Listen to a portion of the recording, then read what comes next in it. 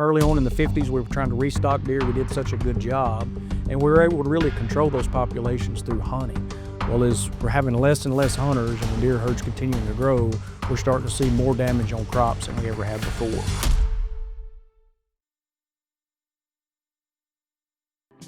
At Farm Bureau Health Plans, we are your neighbors, your friends, and partners in health. We believe everyone deserves the very best care tailored to your unique needs. Farm Bureau Health Plans. Plan on us.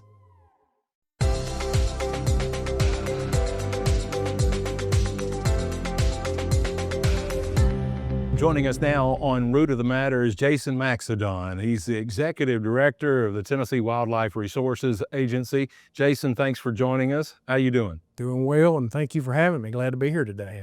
TWRA, that's something that's just really special for you and for a whole lot of folks that believe in hunting and fishing and wildlife here in Tennessee.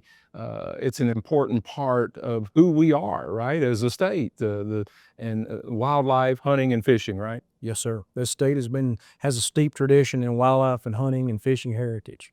And TWRA is important in that process of managing and helping the folks of us like myself that enjoy hunting and fishing and even just viewing wildlife, right? That's part of y'all's mission. What is the mission? Preserve, conserve, protect the habitats and the wildlife resources for the Tennesseans and its visitors.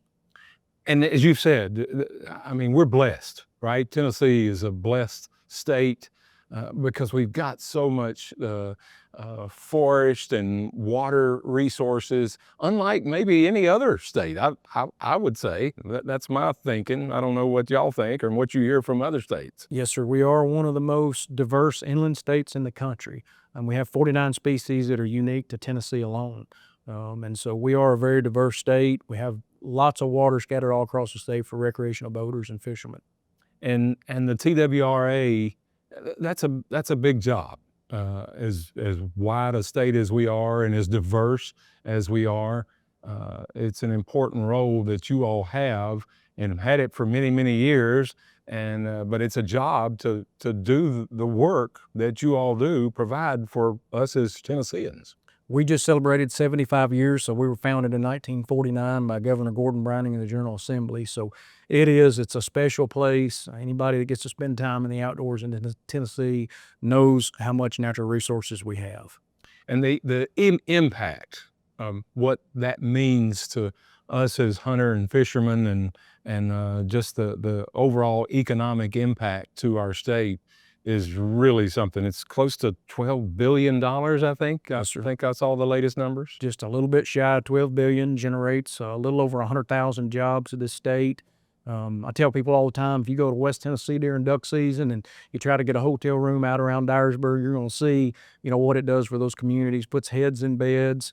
You go to East Tennessee, go to maybe Norris Lake, when a fishing tournament's going on and you see how many folks come in from out of state. It's just a huge economic driver for our state, and we're blessed to have what we have. But I'm thinking, Jason, we've seen, unfortunately, numbers kind of trending down in terms of hunters and fishermen. Is that correct or what? Or is that what we're seeing or what? Yes, sir, you're correct on that. So, and it's no different. Tennessee is not unique to this. It's all across our country. So if you think about what's offered today for youth, they just have so many different activities. And the hunter numbers are stagnant, basically. We have what's called a churn. We have a lot of older demographic going out and not as many young folks coming in. And again, it's not unique to Tennessee. This is happening all across our country, unfortunately. And folks are missing out, right? The ones that are not necessarily looking that way for one of those many activities that are available. There's nothing quite like, as you and I both grew up. I grew up hunting and fishing, and I don't do it as much as I did when I was younger. But there's just something special about connecting with wildlife and nature in this state, right? Nothing better than being out on a good fall morning this time of year. As deer season comes in, the fall leaves falling off, the frosty mornings, and being able to enjoy that. And, we always encourage folks, if you've got children, grandchildren, even if you don't have a family member, if you could just take a youth and get them engaged in this, it's something special to carry on that tradition, to keep it going. And one of the most important things is it helps us manage wildlife populations. And that's one of the big things that, as a farm organization and Farm Bureau, that farmers have been dealing with as long as I've been around, as long as I can remember. That's always been an issue, whether it's deer, the too many deer population, wild hogs, whether it's vultures, that, any of those kinds of things that have hampered agricultural production. You all know that, right? This is not something new to y'all, and you understand the importance of agriculture, and you also understand where that wildlife is, where it's located. It's on our farms across Tennessee, right? That's where that's the habitat. Well, as we both know, most of Tennessee is privately owned, and we overlap in so many ways. And this is a relationship that's very important to the Tennessee Wildlife Resources Agency, is a relationship we have with the Farm Bureau and with the farming community. And as you know, I come from a farming background, so it's really important to me as well. And deer are an issue and concern to farmers, especially. Deer numbers, early on in the 50s, we were trying to restock deer. We did such a good job, and we were able to really control those populations through hunting. Well, as we're having less and less hunters and the deer herds continuing to grow, we're starting to see more damage on crops than we ever have before. And so it's an issue that we're going to be working with you all on. We've put together a group to help try to address these concerns, and we'll be at your office on November the 20th with a bunch of stakeholders that are involved, and just trying to come up with some ideas about how we could really help farmers and help with the deer issues. And I know one of the issues that's happened over the last few years. I'm not sure. Maybe you could tell me, educate us, when the chronic wasting disease first appeared. I want to say over 5 years, and it could be longer. I'm not sure exactly when that started, but I think there's 18 counties now that have been associated with that chronic wasting disease in the deer population. Tell us a little bit about that, if you could. And that's obviously had an impact on hunting and the deer population as well, right? Yes, sir. So that we first discovered chronic wasting disease in 2018 in Hardeman and Fayette counties. And you're right, you've been doing your homework, Mr. Lee. We've got about 18 counties now that have positives. Pretty much most of the West Tennessee. We've got 2 counties that have crossed the Tennessee River on the southwest side, down by the Tennessee River. And so it's slowly spreading, unfortunately, across the state. And many of the states that are around us now have found positive animals as well. And it is a neurological disease that's irreversible. Once the animal gets it, they're going to succumb to it at some point. But that doesn't hurt if you want to hunt those deer. I'm not sure. I can't remember if it affects the meat or what. How does that work? So we recommend getting it tested, and we offer different methods to be able to do that. We've got drop-off locations. You can get it tested at a processor. You can get it tested at some taxidermists that are participating, and you can find that on our website. But the Center for Disease Control recommends not eating the meat if it does test positive, and we follow that recommendation as well. There's no known cases right now where it's ever transferred over to humans, but we still follow that CDC guidelines. So we highly recommend that everybody get their deer tested. Again, that's at this time it's free. It's free to the hunter to be able to get that done if you go to one of our locations and drop that deer off, or go to one of those processors or taxidermists to get it done. Well, you want hunters to turn in those numbers, right? Turn in those tags, if you will, right? Isn't that what you're supposed to do, or what you should do? We do. We want to be able to track, where these positives are. We can track the disease. We put a lot of measures in place to try and slow the spread of the disease. I feel like we've been pretty effective with that. Again, down in those southwest counties, it's pretty prevalent down there, and unfortunately, people are starting to see where deer are dying on the landscape, from the disease now. Yeah. And I'm not sure where that future is going to go with that. Is there a prediction of what would happen, or is it just going to continue to spread, or what? Well, it's not a new disease, so we know that it's been around since the 50s. It was first discovered in Colorado, and so states are adapting. Hunters are adapting to it. It's become, I won't say a norm, but most states have heard about it now. When it hits your county or your area, it's obviously new to a lot of those folks, but I think people are understanding, how to live with it. Folks are hunting through it. We offer incentive programs to harvest more deer because you're right. The number one thing that we need to do is keep hunters engaged. We want to keep hunters where they're harvesting animals. Again, that helps us control those populations. Yeah, and we talked earlier just the fewer folks that are hunting, and that's a shame because of what we discussed. How what a neat experience it is to be in nature and to view that wildlife. I would say there's a lot of opportunities for folks just to enjoy viewing the wildlife that we have and enjoy, right? There is. In fact, we have 137 different wildlife management areas scattered from the far west to the far east part of our state. And so you can go and view wildlife on those areas as well as hunt on those. We have several different refuges that are really neat that have observation towers to be able to go. We got an elk tower in East Tennessee where you can go to Hatfield Knob up there and look at the elk out there. So a lot of neat opportunities just to go and view wildlife. How is that program progressing since we've reintroduced elk? Most people, I guess, don't realize that there used to be, it was natural to have elk running across the grounds here in Tennessee, and you reintroduced that. I'm guessing 15 or 20 years ago. I'm not sure when that was. Almost 25 years ago. Okay. We introduced them, I think, in 2000. We started putting everything together in 99, actually got them on the ground in 2000. And so it's been a very successful program. We issue 19 tags, get to go out now to different hunters, and we have a pretty good success rate on that. It's really a prize to be able to get drawn from one of those hunts, and it's special to get to be able to harvest an elk back in Tennessee. And you're right, they originally existed here, and they were basically hunted, till they were gone from the state, and then we reintroduced them. We got some from Elk Island in Canada and brought in that gene we wanted to get. We wanted to be able to make sure they were CWD free and disease free, and so we went and got really one of the purest herds from Elk Island in Canada to bring them back into Tennessee. And that's near Campbell County, the big South Fork area. Is that where we're talking North about? Cumberland WMA is the closest wildlife management area, and it's Scott and Campbell County. Yeah. We've actually starting to get a few elk to come in from Kentucky.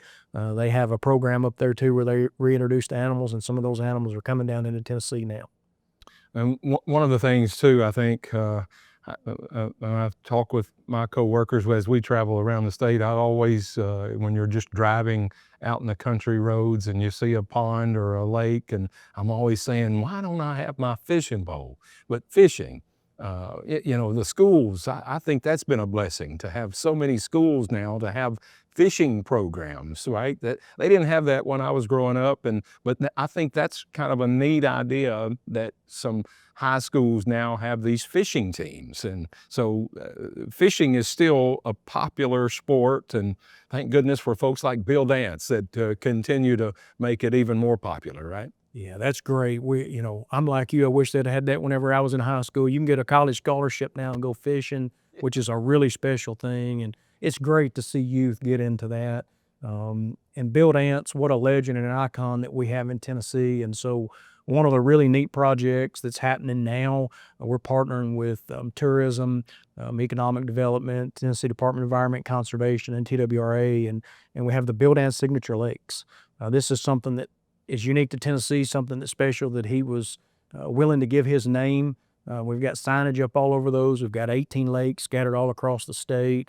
We're putting a lot of great underwater structure there for fish, putting bait fish in there, game fish in there, bathrooms, concessionaire buildings, really trying to build this up as a destination for folks to come and fish in Tennessee.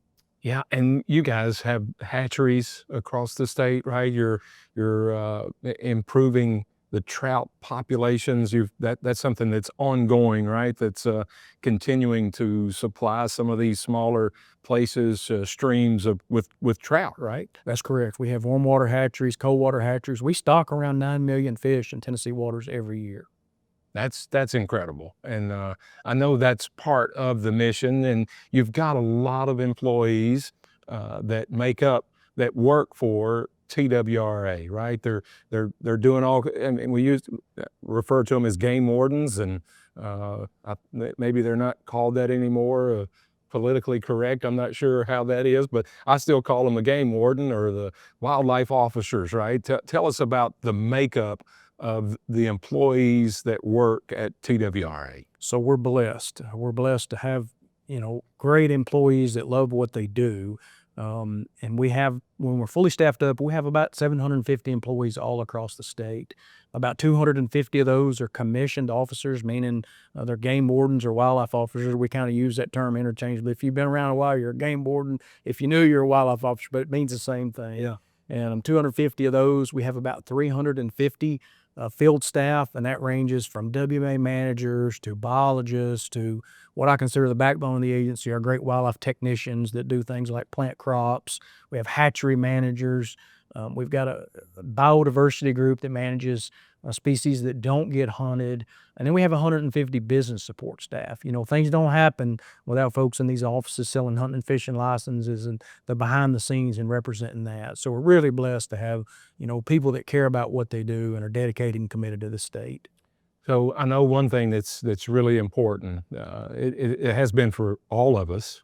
We've continued to see inflation costs that have impacted businesses. They've obviously impacted farms, the way they operate. It's had to impact how you all operate, and you operate based on primarily, I'm guessing, on those hunting and fishing licenses that you sell, and I guess boat registrations, but there's more to it than that. But again, funding levels they could be better, right? They could. And I appreciate you asking that question. I always like to tell the story about how we're funded. We're primarily funded through the sale of hunting and fishing licenses. And then we get some federal match dollars, and then we get a little bit of general fund appropriations. We call it the wetlands money. It's a portion of the real estate transfer tax. But as you said a minute ago, all of our prices have soared. I say we farm for a living, whether we're farming for fish or whether we're farming for wildlife habitat on these WMAs. And we do things like plant crops. We put out fertilizer. We do a lot of the same things that farmers do. In fact, we have some farming on our properties that we contract out. And so all of our prices have soared. And we have not had a fee increase, meaning we haven't raised the cost of our hunting and fishing licenses since 2015. So we got about 32% behind on CPI, and we were trying to play catch up on that. And unfortunately, we didn't get that through the General Assembly. Our commission spent about 2 years trying to come up with what they thought was a great way to increase revenues to catch back up. And we were trying to reduce the number of licenses sold, and we just didn't get that through there. The positive thing about that is we had some General Assembly members that committed saying, hey, we're not going to pass this through the Government Operations Committee, but we're going to help you come up with dedicated funding. That will be very special if we're able to get that done to this state. That's what's working in other states. Again, this problem is not unique to us, but the states that have a dedicated funding source, whether that be through a portion of a sales tax, an existing tax, or whether that be through a portion of a tax on outdoor products, or whether that just be a general fund appropriation, that would really help this wildlife agency and help us get caught back up. And at the root of the matter, as we've been discussing, it's such a treasure. I'm almost thinking now, because there's fewer people that are taking advantage of it, even though we've got more of a population of folks moving into our state, that secret, that treasure that we have is something that I think people could benefit from if they would just open their eyes and put down their phones and get out into nature and see why this is such a great thing that we have right here in our back door, and we need to protect it, preserve it, just like y'all's mission says, right? Yes, sir. I encourage everybody, get outdoors. You said it. I mean, that's the thing. Whether you're hunting, fishing, whether you're wildlife viewing, get somebody outside and enjoy it because of what we have in this state. There's so much here to offer. Obviously, we're in the business of, wanting to sell hunting and fishing licenses, and I love to see people introduce youth into the outdoors. So get outdoors, try to get somebody outside and enjoy it. And the last thing, you all are kind of managed. I mean, you're the agency, but you are overseen by the Fish and Wildlife Commission, right? And that's a state-appointed folks that are a part of that commission that looks after oversees what you all are doing, right? Yes, sir. So we're governed by the Tennessee Fish and Wildlife Commission, and this body is made up of 13 commissioners. 9 of those are appointed by the governor, and they serve 6-year terms, 2 by the Speaker of the House and 2 by the Lieutenant Governor, and they serve 4-year terms. And what they do, it's a non-salaried position. A lot of people say, well, hey, they get paid or they do this. They really sacrifice a lot to give their time because they have to study on these issues, and we bring them science-based information so they can make a well-informed decision. But they're the governing body that sets the seasons and the bag limits for fish and wildlife in our state. They also oversee the budget and the operations of the Tennessee Wildlife Resources Agency, and they hire and fire me. I'm their employee that has to answer to them, but we have a really dedicated commission. We require them to be hunters and anglers. That's one of the new things that they're required to do. So they understand these issues, they study them, they learn them. They're a great body that's doing a good service for the state. Well, I still think that TWRA is, we need to support you all. Obviously, we're hoping that you continue to work with our farm folks across the state to help manage the populations of wildlife better. And I know that's what you're committed to do. And we're hopefully the future, we're going to get better. We're going to try to get funding a little better and try to encourage more folks to get outside and enjoy what we have to offer. That diversity that we have that you talked about at the beginning, I mean, it's unlike any other state, right? I mean, we're so unique and we need to be proud of it and we need to take advantage of it. I agree, and we're thankful for this relationship. Farmers are conservationists. As you know, I come from a farm background. That's important to me. This relationship with Farm Bureau is so important to the Wildlife Agency, and we're so thankful for the partnership that we have with you all. Jason Mexedon, our guest on Root of the Matter, the Executive Director of the Tennessee Wildlife Resources Agency. Jason, thank you for your commitment, your dedication. Thank you, Mr. Lee. Appreciate y'all having me on.